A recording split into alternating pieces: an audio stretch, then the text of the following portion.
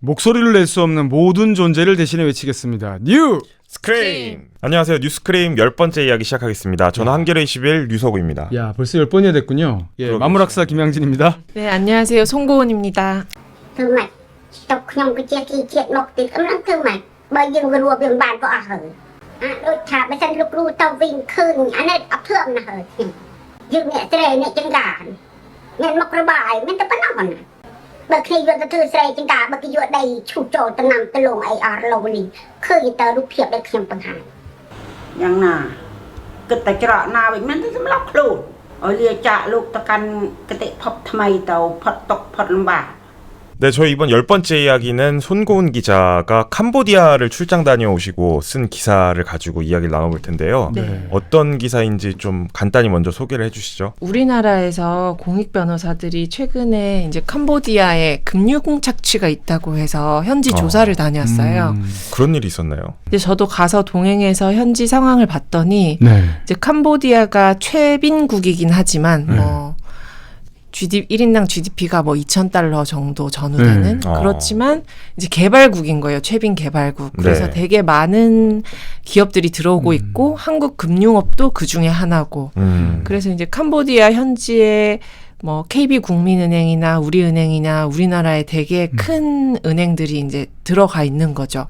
근데 그 캄보디아 시민사회 단체에서 이렇게 뭐 우리나라뿐만 아니라 전 세계 금융기관들이 캄보디아에 와서 대출 소액 금융 대출업을 하면서 이제 되게 이 사람들의 삶이 망가지고 있다. 뭐 이런 문제 제기를 했었어요. 그래서 이제 그 문제에 관심을 가진 한국 공익 변호사들이 아, 그러면 한국 기업도 진짜 책임이 있는지 한번 가보자 해서 이제 이번에 다녀오게 됐습니다.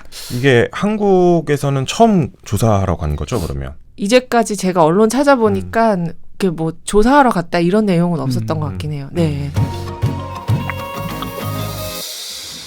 bà có sai nhóm của bà được chi nhóm vừa của bà nam mới nhóm rồi li điểm từ ban cũng tới tình từ gặp cặp con không có sai nhóm phạt hạt bờn trên bảo học hay coi ca học chọc không có sai nhóm phạt hạt bằng hay tham tin kiện tôn mười miền nhẹ từ chặt ngược lưng có sai nhóm chết nghe hay chưa bây giờ của bà là có sai nhóm chưa cao mà anh trong xe trong cái cốc lô cao anh mà bạc lên trong bạc này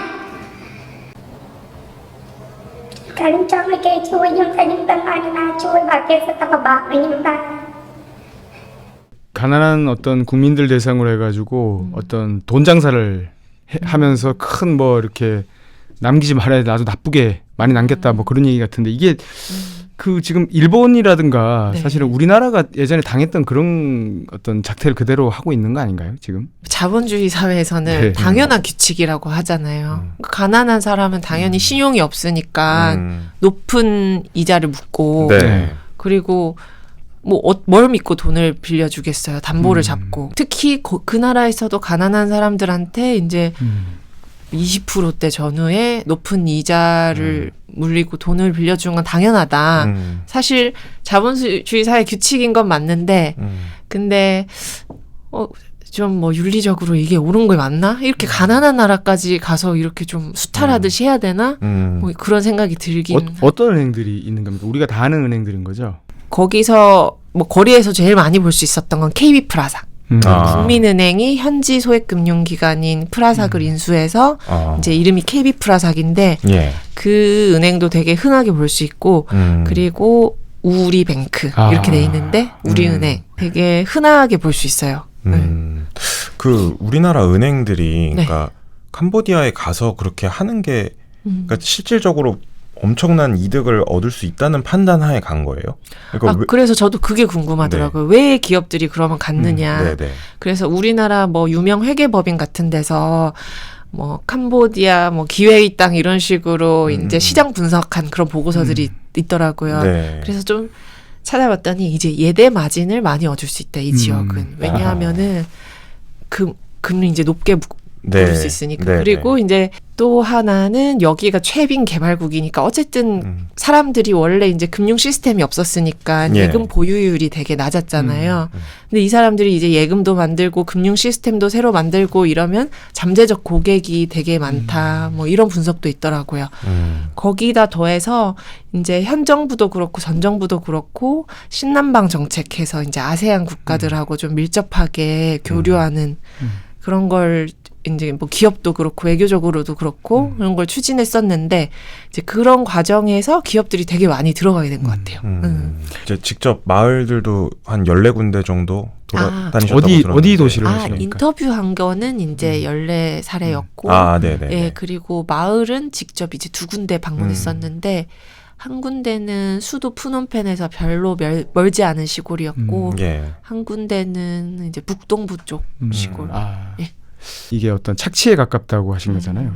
도대체 뭐 이율이나 이런 걸 뭐 얼마나 받길래 그렇게까지 우리나라에서는 보시는 건가요? 은행이 보통 20% 대출 연 이자를 받으면 진짜 깜짝 놀랄 너무 연 높죠. 이자율이잖아요. 거의 없죠 그런 거. 네, 근데 거기서는 그냥 보통 소액금융이 그 정도예요. 좀 적은 편 20% 정도가. 그러니까는 제가 만난 사람들 보통 18%였는데 예. 여기다가 뭐 은행에 신규 대출할 때 뭐 수수료 같은 거 무는 것도 있고 그리고 뭐 연체 이자율 붙는 것도 있고 뭐 등등 하면은 20% 좀 넘어가기도 하고 근데 제가 여기서 본 진짜 심각한 문제는 그러니까 이거를 감당을 못 해요. 그래서 감당을 못 하면 그 우리나라 은행이랑은 좀 다른 게 오토바이를 타고 거기서는 현지에 이제 뭐 청년들이 다니면서 그 사람들이 대출 전담 뭐 영업 직원이거든요.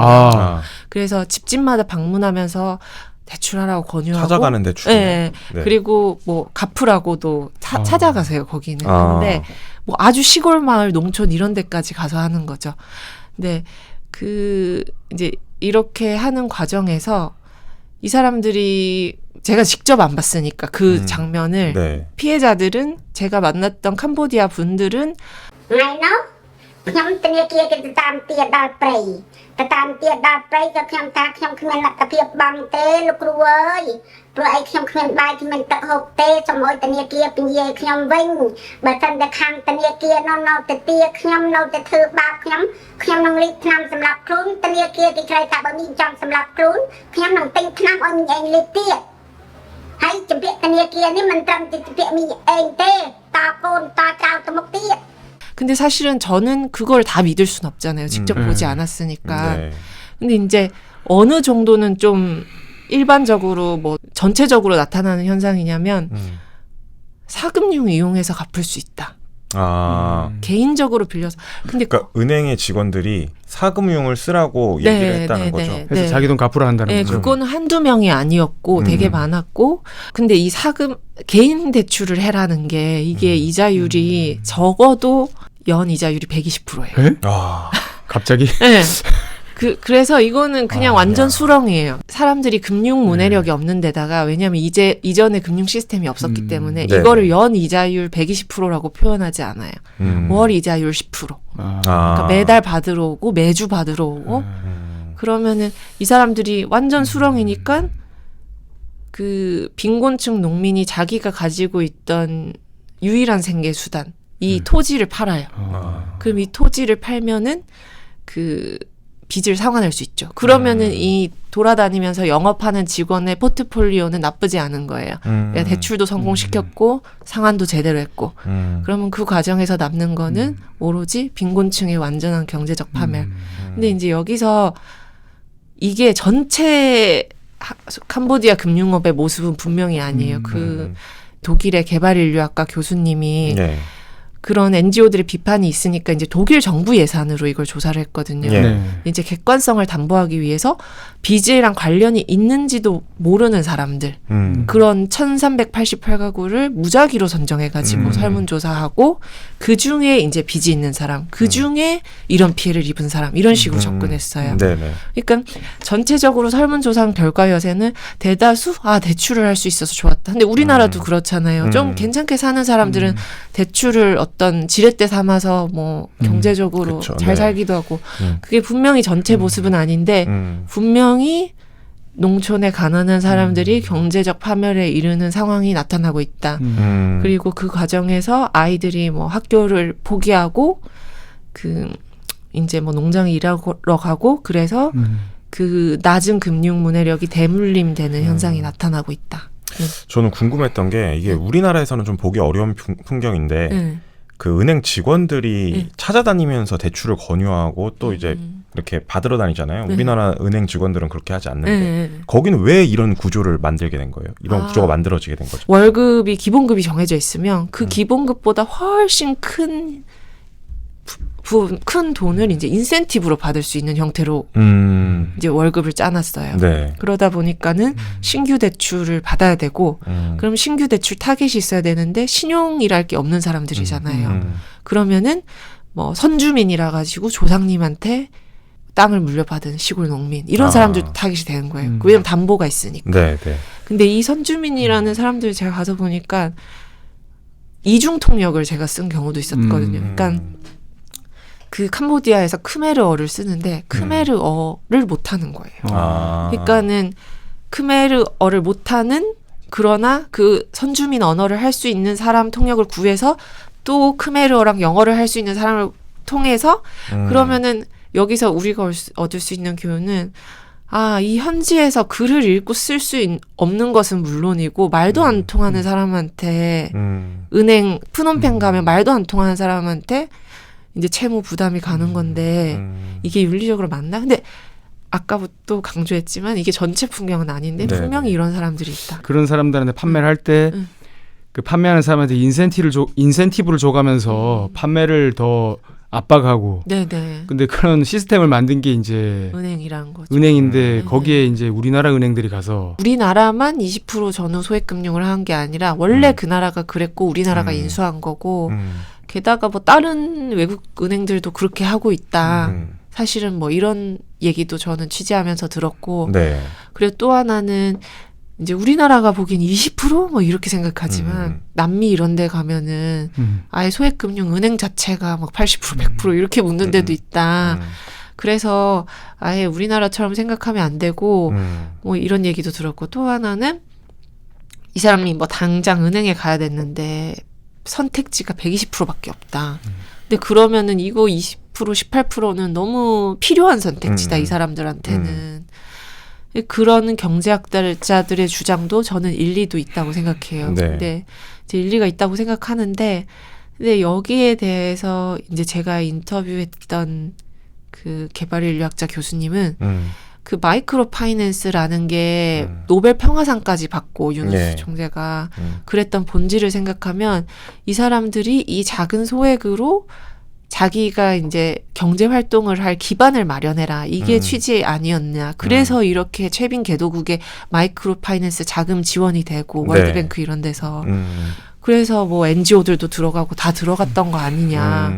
이제 그렇다면은 그 취지가 과연 빛을 발하고 있는 게 아닌지를 확인해야 되고 그리고 만약에 그 취지가 사라지고 있다면 왜 그런지 생각해 봐야 되는데 근데 여기서 우리가 생각해야 될 거는 이제 이 사람이 어디 취업할 가능성이 없는 거예요. 그 제가 봤던 사례 중에서도. 왜냐면 글을 읽고 쓸 줄 모르고 네. 직장도 주변에 별로 없고 게다가 어떤 어머니는 너무 너무 아프고 애는 너무 어려. 그럼 이런 사람들은 뭐 어떤 자립을 할 게 되는 게 아니라 오히려 수렁으로 빠지는 네. 어떤 그냥 중간 고리가 된다. 그렇게 되지 않으려면 이 사람들한테 소액 대출을 해줄 게 아니라 지원을 해줘야 된다. 그렇죠. 이게 마이크로 파이낸싱이라는 게 사실 좋은 취지에서 시작된 거잖아요. 이게 네. 좀 어떻게 시작된 거고 지금 어떻게 좀 이렇게 변질이 된 건지. 이 용어가 어렵습니다. 이거. 예. 예. 아마 오래 전에 뭐 10년도 더 전인 것 같은데 그라민 은행이라고 아마 많이 들어보셨을 거예요. 그때 뭐 금시초문입니다. 네, 그때 네. 뭐 이제 한때는 이게 마이크로 파이낸싱이 굉장히 최빈국의 가난한 사람들을 구원해 줄 수 있는 네. 그런 이제 시장 친화적 금융 사업으로 주목을 받았었어요. 네. 그러니까 예를 들면은 되게 가난한 나라의 가난한 사람은 신용이라는 게 없잖아요. 그러면 그쵸. 아예 돈을 빌리는 게 원천 차단돼 있는데 네. 120%, 200%, 300% 대출을 해서 뭐 인도 같은 데 보면은 매달 이자를 갚다 보니까 이 사람들이 절대 가난해서 못 태어나더라. 그래서 우리가 그 어떤 신용이 없는 사람들한테도 좀 이자가 높긴 하지만 돈을 빌려줘 봤더니 잘 갚더라. 우리가 이런 금융을 통해서 이 사람들의 자립을 도와주자. 예. 이 아름다운 이야기. 이제 이렇게 해서 한때 최빈 개발국이 엄청나게 많이 뭐 생겼던 거죠. 그런 예. 게. 금융 접근성을 높여준다. 이제 뭐 그런 측면이었던 거죠. 네. 아, 금융 취재하시더니 굉장히 좀 상당히 그 쓰시는 용어가 격조가 있으신 것 같습니다. 근데 이제 가난한 사람이 더 합리적이다. 이제 그 경제학자들이 쓴 MIT 경제학자들이 쓴 책이 있어요. 저도 예. 이제 취재하면서 어떤 경제학자분이 그걸 읽어보면 좋겠다. 이제 그래서 읽어봤었는데 거기에 이제 마이크로 파이낸스 명과 암에 대해서 이제 동시에 써놨는데 저는 이 문구가 되게 와닿는데 아무리 좋게 포장해도 고리대금업이란 본질에선 벗어날 수 없다. 아. 그 한 문구가 있었어요. 근데 그 책 자체는 마이크로 파이낸싱을 비판한 책이 아니었는데 네. 그냥 그 문장 하나가 저한테 남더라고요. 왜냐하면은 제가 캄보디아에서 가서 봤던 모습이 그랬으니까. 그러니까 그 전체 대출업의 풍경은 그게 아닐지라도 예. 한 사람 한 사람한테는 그게 한 번뿐인 이제 유일한 그래서 피해자가 되면 경험이잖아요. 그분한테 그게 100%인 거죠. 네, 예. 100%잖아요. 네. 그 사람한테. 그러니까는 아무리 좋게 포장해도 이거는 이 사람한테는 고리대금업이다. 오토바이 타고 다니면서 대출 권유하고 그 사실은 못 갚으면은 압박하고 결국은 또 그 해결하는 방법 자체가 굉장히 그 어떤 사채업을 쓰게 한다든가 연 120%로 갈 수밖에 없는 그런 다리를 놓아주는 그런 방식으로 시스템이 돼 있다면 이거는 뭐 그 송공 기자 쓰신 것처럼 착취라는 말 말고는 다른 표현이 안 될 것 같습니다. 이게 뭐 20%니까 괜찮다. 딴 데도 20%잖아. 우리 본질이 그게 아니지 않습니까? 지금 사실은. 이게 대출이 어느 정도 물론 필요한 부분도 있고 거기서 도움이 되는 부분도 있는데 그로 인해서 발생되는 착취 구조를 우리나라 은행들이나 거기 있는 은행들이 다 외면하고 있는 것 같아요. 우리나라 은행에서 또 좀 물어봤나요? 뭐 이런 지금 구조에 대해서? 기본적으로는 우리는 상업은행이다. 이런 입장, 이런 스탠스가 좀 있어요. 그러니까 그리고 그게 사실이기도 하고.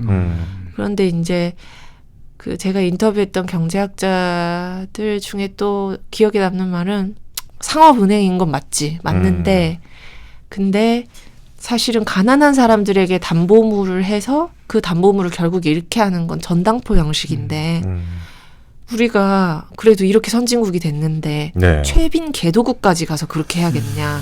그거는 시정해야 되는 거 아니겠냐. 이런 얘기를 하는데 저는 그게 일리가 있더라고요. 그리고 이제 은행들도 조금 그 선주민 마을이나 그 농촌 마을의 그 나라 사람들만의 전통적인 특성을 좀 살피면은, 예. 그러니까 단지 뭐 어떤 고객, 수단 이렇게만 보는 게 아니라 좀 그 문화를 좀 살피면 좋을 것 같아요. 빚을 갚는 거를 아주 중요하게 생각해요.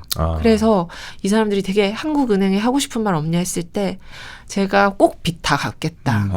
근데 제가 보기에 좀 이거 갚을 수가 없거든요. 이 아이들 노동이 도도로. 근데 내가 빚 꼭 갚을 테니까 이자율 좀 낮춰주세요. 이런 호소를 되게 많이 해요. 그러니까는 이 민족의 문화라는 게 빚 갚는 걸 중요시하고 마을에서 누가 와서 이렇게 자기 신뢰를 잃는 걸 중요시하고 그러니까 아직은 좀 도시 문화랑 조금 달라요. 그래서 그 외신에 보면은 저도 직접 스스로 목숨을 끊은 사례자 가족을 만나진 않았는데 예. 마을에서 봤다는 사람은 봤고 그리고 외신에 보면은 그런 사례들도 인터뷰했거든요. 근데 우리가 보면은 아니 가서 집을 부순 것도 아닌데 왜 목숨을 끊어 이러는데 그럼요. 1,000만 원에 사람이 죽습니다. 네, 근데 그 민족적이고 이제 그 개발 전에 그 최빈 개발국이 특성을 좀 들여다봐야 된다 이런 생각이 들더라고요. 이번에 다녀오신 곳이 또 기후변화 또 직격탄을 맞은 곳이잖아요. 네. 사실은 그 농민들의 어떤 소득도 감소되고 있는데 이 금융 약탈까지 있어가지고 굉장히 그 처참한 어떤 현장을 보고 오셨을 것 같은데 좀 취재하시면서 느낀 점 좀 말씀해 주시죠. 저도 이제 저 자신의 윤리적 책임을 좀 돌아보게 되던데 저도 이제 집에서 캐슈넛 이런 거 주문 자주 하거든요. 네. 근데 거기 대부분 이제 카사바 캐슈넛 농장 농민들이었어요. 근데 저도 이제 집에서 쇼핑할 때 싼 캐슈넛 찾거든요. 공정무역 안 하십니까? 사실 그런 건 안 보고 네. 이제 뭐 그냥 뭐 싸면 사는 거죠. 마트 홈페이지 이런 데서. 하자. 공정무역 같은 게 있다는 걸 좀 말씀드리죠. 네, 예. 근데 이제 뭐 그런 거 노력하겠습니다. 이제 현장에 가서 보니까 우리 작황이 안 좋아져서 그러니까는 대출도 대출인데 그래도 이 사람이 대출을 자기는 갚을 수 있다고 생각한 거예요. 20%라도. 근데 실제로 그리고 예전에 내가 빌려봤는데 갚은 적이 있었어. 네. 그런데 한 해 한 해 계속 나빠져서 작황이. 그래서 이제는 못 갚게 됐어요. 이런 말을 하시는 분이 여러 있더라고요. 그러니까는 싼 물건을 찾는 것도 그렇고 소비자로서. 근데 그런 것들이 어쨌든 기후 변화에 미치는 영향들이 있잖아요. 그러니까 네. 뭐 국가의 윤리적 책임뿐만 아니라 개인의 윤리적 책임도 좀 돌아봐야 한다. 뭐 맞습니다. 이런 생각이 들었고. 그래서 사실 저희가 또 몇 달 전에 했던 게 1.5도 라이프 스타일이 개인의 소비에 대한 이야기거든요. 우리의 결국에는 최종적인 소비는 개인이 하기 때문에 그걸 네. 어떻게 하느냐에 따라서 전 지구에 영향을 끼칠 수 있는 거죠. 그것 좀 하나 띄워주십시오. 손고 기자 말 들으면서 네. 그 생각이 또 났습니다.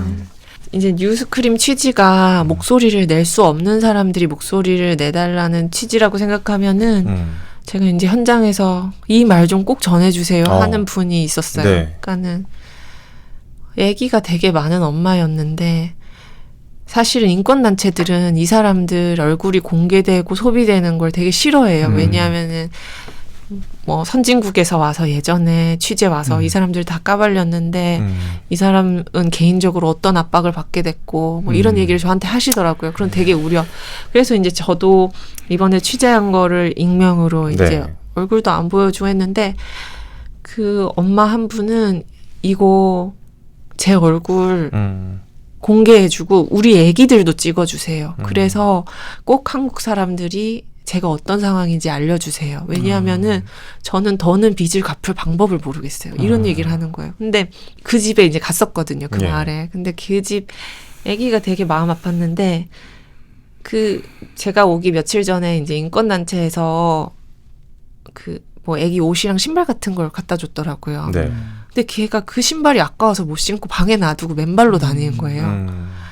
근데 그 집 첫째 딸이 한 20살 뭐 남짓 뭐 그 정도였는데 걔가 동생이 맨발로 다녀서 발이 아프다고 하니까 자기 신발 벗어주고 업어주고 하는데 그 모습이 너무 마음이 아픈 거예요. 왜냐하면은 그 첫째 딸부터 공부를 포기했거든요. 부채에 시달리면서. 우리나라 옛날에 보면은 그 집의 딸들이 공부를 포기하고 네. 뭐 이런 게 있었잖아요. 네. 근데 캄보디아에서도 그냥 똑같은 현상이 나타나고 있는데 그러면은 이제 금융 문해력이라든지 좋은 직장을 가질 기회 이런 게 원천 차단이 돼버리는 건데 우리가 흔히 얘기한 것처럼 마이크로 파이낸스는 이 사람들에게 사다리가 됩니다. 이게 진짜 사다리가 맞나? 이런 생각이 들더라고요. 이게 진짜 의미 있는 게 사실 이 주제에 대해서 아셨나요? 전혀 몰랐죠. 저도 전혀 몰랐어요. 뉴스크림밖에 안 하는 겁니까 이거? 그럼요. 이게 지금 저희가 최초로 그렇게 하는 거고. 정말. 지난번에 뉴스크림만 한 거 아닙니까? 그 어떤 고엽제. 그렇죠. 그럼요. 고엽제 그 예. 피해 3세. 네. 그거 진짜 마음 아프더라고요. 저희는 뭐 할 때마다 이렇게 빵빵 터집니까? 사실 이게 정말 중요한 이야기고 네. 사회에 필요한 이야기들인데 네. 이런 이야기를 전하는 곳이 없어요. 저희가 그래서 가장 맨 처음에 앞에 외치고 시작하지 않습니까? 그러니까요. 예. 앞으로도 뉴스크림은 가장 가까운 현장에서 더욱 생생한 이야기, 목소리를 낼 수 없는 목소리들의 이야기. 저희는 갑니다. 그렇죠. 푸놈펜 예. 있다. 우리가 목소리 들어 갑니다. 제보해 주십시오. 이런 이야기들을 저희는 가장 좋아합니다. 네. 이런 이야기를 하려고 이 방송을 하는 거예요. 앞으로도 많이 그런 목소리들을 대변해서 방송을 하도록 하겠습니다. 자, 오늘 이야기는 여기까지입니다. 뉴 스크림!